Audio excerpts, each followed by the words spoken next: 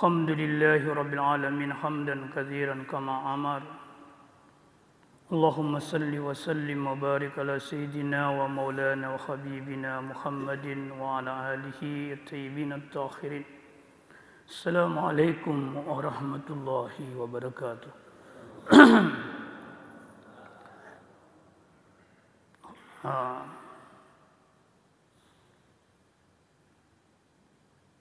Karena Ustadz Syahrir tidak hadir, maka saya diamanahkan untuk menjadi naibnya. Jadi mungkin saya mengkaji apa yang tidak melanjutkan beliau karena saya tidak tahu apa pembahasan terakhir. Tapi ada ayat di dalam surah Al-Anbiya itu ayat pertama menurut saya sangat relevan dalam konteks sekarang di awal tahun ini. Ketika Allah berfirman, A'udzubillahi minasyaitonirrajim, iqtaraba lin-nasi hisabuhum wa hum fi ghaflatin mu'ridun. Iqtaraba lin-nas hisabuhum. Hari perhitungan manusia itu iqtarabah, sungguh sangat dekat. Wa hum fi ghaflatin mu'ridun. Tapi mereka atau manusia itu fi ghaflah, betul-betul di dalam kelalaian, mu'ridun, berpaling dari akhirat. Berpaling dari akhirat. Artinya ayat ini ingin menginformasikan kepada kita bahwa kebanyakan manusia itu orientasi hidupnya adalah dunia dan melupakan orientasi akhirat. Yang dia urus itu rezekinya. Habis waktunya ngurus rezeki. Yang dia cari rezekinya setiap saat. Padahal rezeki itu sudah dijamin oleh Allah Subhanahu wa taala. Ada jaminan oleh Allah Subhanahu wa taala. Sampai-sampai Allah berfirman di dalam hadis qudsi, dia berkata, Ya ibna Adam, hai anak cucu Adam, kulla yaumin narzukuka, setiap hari kami Allah memberikan rezeki kepadamu. Wa anta tahzan, tapi engkau cemas terkait dengan rezeki itu. Engkau selalu khawatir terkait dengan rezeki itu. Wa kulla yaumin, dan setiap hari umurmu berkurang. Yang kusu umruka wa anta tarfah, tetapi engkau riang gembira. Lalu Allah bilang dalam hadis qudsi itu, saya kasih kamu kecukupan, tapi saya kasih kamu rezeki tiap hari, la takna. Saya kasih kamu sedikit rezeki tapi tidak pernah merasa cukup. Saya kasih kamu banyak rezeki tetapi kau tidak pernah puas. Itu penegasan Allah dalam hadis qudsi itu. Hadis qudsi ini menggambarkan kepada kita manusia itu, kita ini kebanyakan cemas terkait dengan apa yang sudah dijamin oleh Allah. Pada saat yang sama, kita tidak pernah cemas terhadap apa yang tidak ada jaminan dari Allah Subhanahu wa taala. Allah jamin kita masuk surga tidak? Tidak ada, Pak. Allah jamin kita terbebas dari neraka? Juga tidak. Tapi kapan kita pernah cemas terhadap dengan itu? Yang kita cemaskan adalah soalan kebutuhan fisikal material kita. Tapi kita tidak bercemas tentang kebutuhan spiritual kita sendiri. Tiap hari Bapak baca Maliki Yaumiddin di salat, Maliki Yaumiddin. Tiap hari Bapak baca Maliki Yaumiddin dalam sembahyang. Saya juga, termasuk ini koreksi untuk saya. Tiap hari saya baca Maliki Yaumiddin. Tapi pertanyaannya adalah, apa yang kita paham terhadap Maliki Yaumiddin? Itu persoalannya. Menurut saya, kalimat Maliki Yaumiddin ini itu ingin memberi pesan kepada kita, wahai manusia, orientasikan hidupmu untuk akhirat. bukan untuk dunia, untuk akhirat.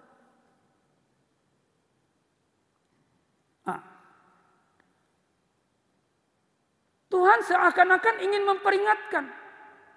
Ketika Bapak membaca Alhamdulillahirabbil alamin, kata Rabbul alamin, Tuhan itu ingin katakan, hai manusia, engkau itu dalam pemeliharaanku. Apapun yang terjadi pada dirimu, mau kau kaya, mau kau miskin, mau kau sakit, mau kau sehat, itu wujud pemeliharaanku. Itu bentuk pemeliharaanku. Pahamilah seperti itu. Sehingga kalau kamu memahami seperti itu, apapun yang terjadi pada dirimu, itu rahmatku untukmu. Maka robalah, jadikanlah rahmat itu menjadi keuntunganmu. Karena ada orang dikasih rahmat, dia robah menjadi bencana. Itulah sebabnya di situ Pak, Rahman, Rahim. Maksudnya rahmat rahmani gunakan untuk mendapatkan rahmat rahimi. Saya kasih contoh. Apakah orang Islam dikasih sehat? Jawabnya iya. Apa orang kafir dikasih sehat? Jawabnya iya. Apa bedanya orang kafir dikasih sehat dengan orang Islam dikasih sehat? Dalam menyikapi kesehatan itu berbeda Pak. Kalau orang beriman dikasih sehat, sehatnya dia gunakan untuk mendapatkan rahmat rahimi. Tapi orang kafir dikasih sehat, dia tidak gunakan untuk rahmat rahimi. Dia hanya memahami sebagai rahmat rahmani. Itu pun kalau dia paham seperti itu. Maka ketika Allah mengatakan gunakan rahmat rahmani, gunakan rahmat rahmani menjadi rahmat rahimi, supaya kamu di akhirat nanti bahagia. Maka di situ maliki yaumiddin.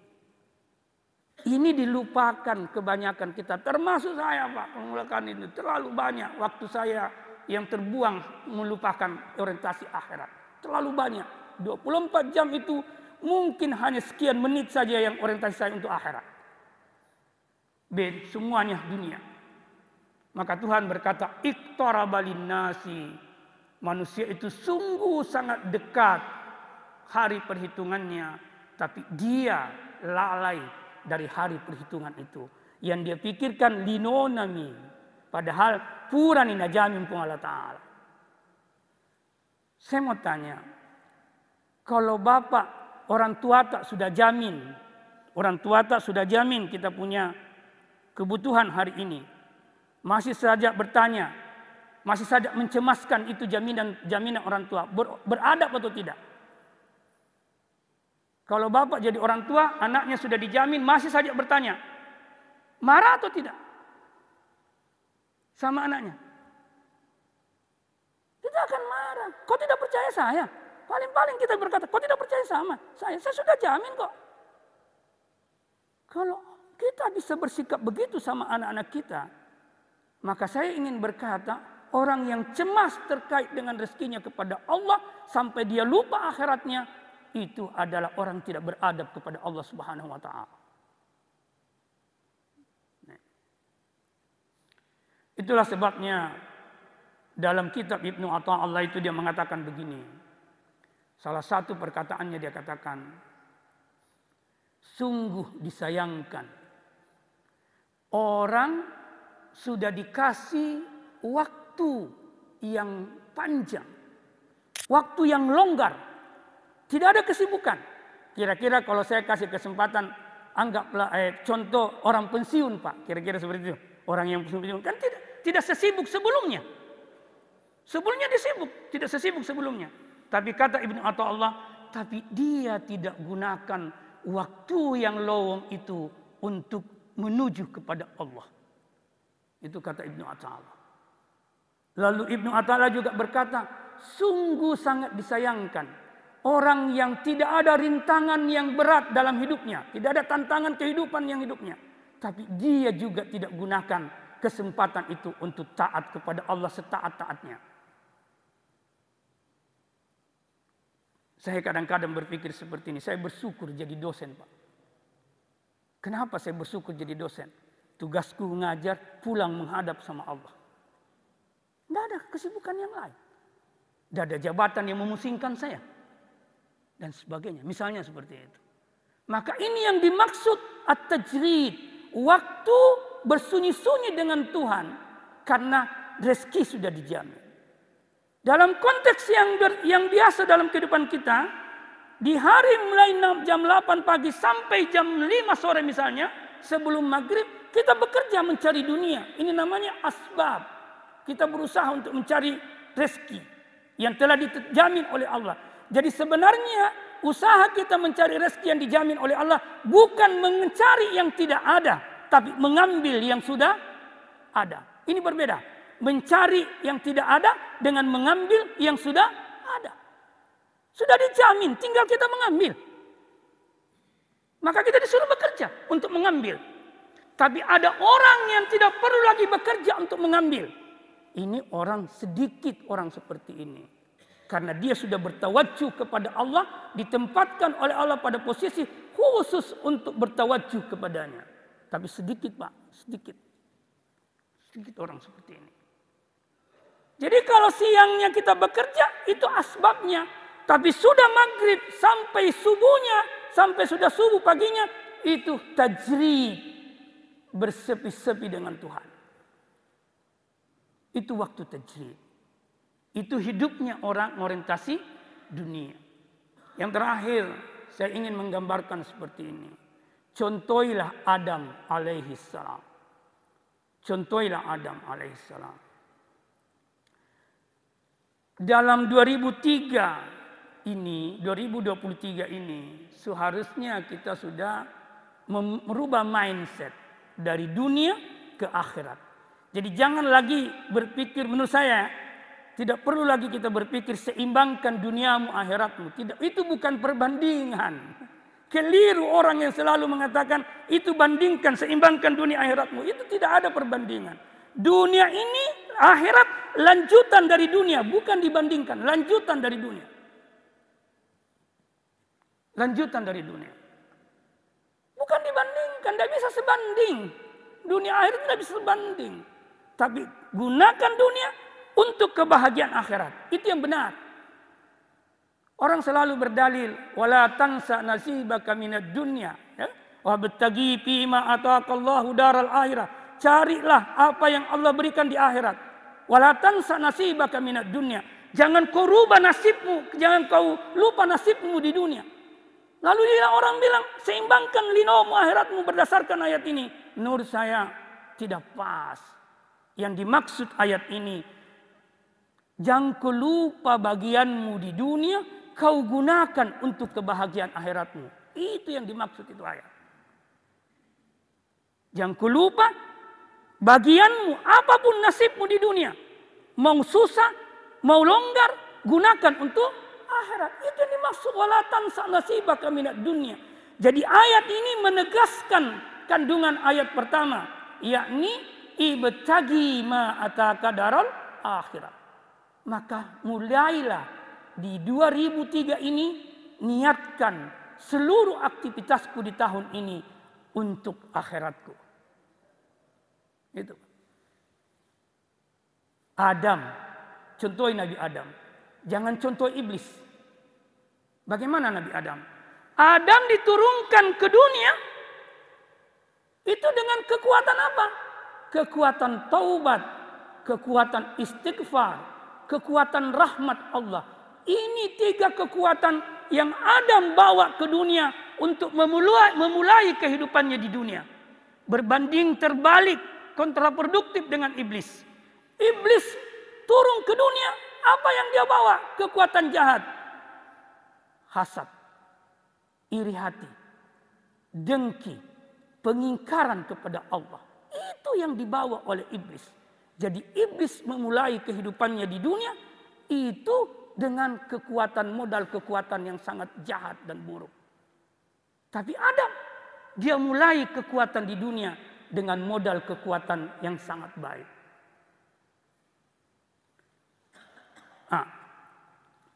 Menurut saya juga ini mungkin sedikit pendapat yang kita bisa bandingkan sebagai bandingan pendapat lain. Menurut kajian saya terakhir, Adam turun ke dunia bukan karena dia bersalah. Tidak. Berbeda dengan iblis. Iblis turun ke dunia karena memang dia bersalah. Mungkin ada yang bilang, kenapa Ustaz tidak bersalah? Karena larangan Tuhan kepada Nabi Adam ketika dia di dalam surga bukan larangan syariat. Bukan larangan syariat. Kenapa bukan larangan syariat? Karena memang belum ada syariat pada waktu itu untuk Adam. Belum ada. Syariat diberikan kepada Adam ketika dia turun ke dunia. Jadi syariat itu nanti berlaku pada Adam ketika dia di dunia. Berbeda dengan iblis, jin. Syariat sudah berlaku kepadanya ketika di surga sudah berlaku. Karena memang alamnya dia lebih duluan. Maka ketika Adam mendekati pohon larangan, meskipun Al-Quran mengatakan dia bersalah, tapi kesalahan Adam di sini bukan kesalahan syariat, tapi disebut kesalahan irsyadi.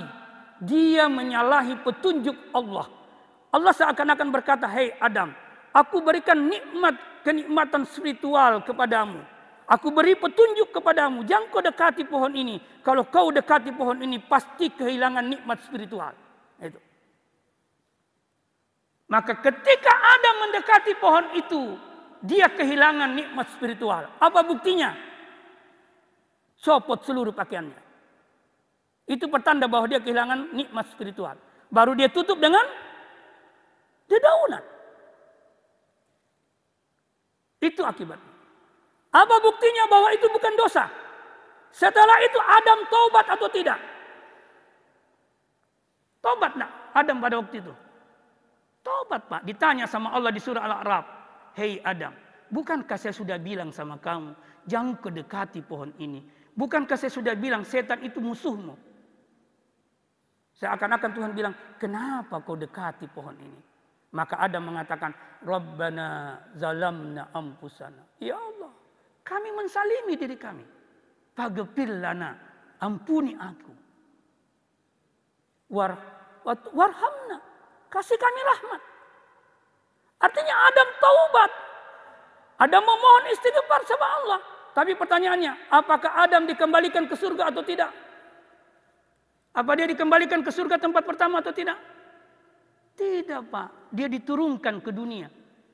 Kalau orang semestinya, kalau dia betul-betul syariat, setelah dia taubat dikembalikan ke surga pertama. Tapi dia tidak lakukan itu. Tidak dilakukan itu, tapi diturunkan ke dunia. Maka turunnya Adam ke dunia bukan karena dia mendekati pohon larangan itu, tapi turunnya Adam ke dunia itu karena ketetapan Tuhan memang tempatnya dia di dunia. Maka ketika Adam diturunkan di dunia bukan kehinaan, bukan kekurangan, bukan bukti bahwa dia rendah, tidak. Justru diturunkan ke dunia untuk dia berjuang untuk naik yang lebih tinggi daripada surga yang pertama. Maka saya selalu memahami Adam tidak berdosa ketika dia dekati pohon. Karena itu bukan amrun maulawi, bukan urusan syariat, tapi dia amrun irsyadi, dia adalah urusan petunjuk. Maka mari kita mengikuti Adam.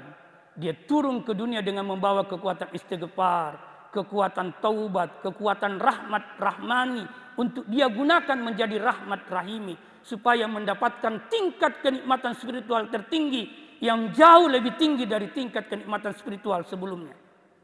Saya kira ini yang saya bisa sampaikan. Mudah-mudahan ada bahan yang kita bisa diskusikan. Kalau saya tahu, kalau saya ditanya dan saya tahu, saya jawab. Kalau saya tidak tahu, saya belajar.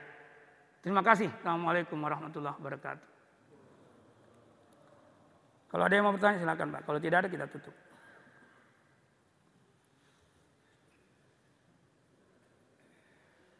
Tidak ada saya kira. Assalamualaikum warahmatullahi wabarakatuh.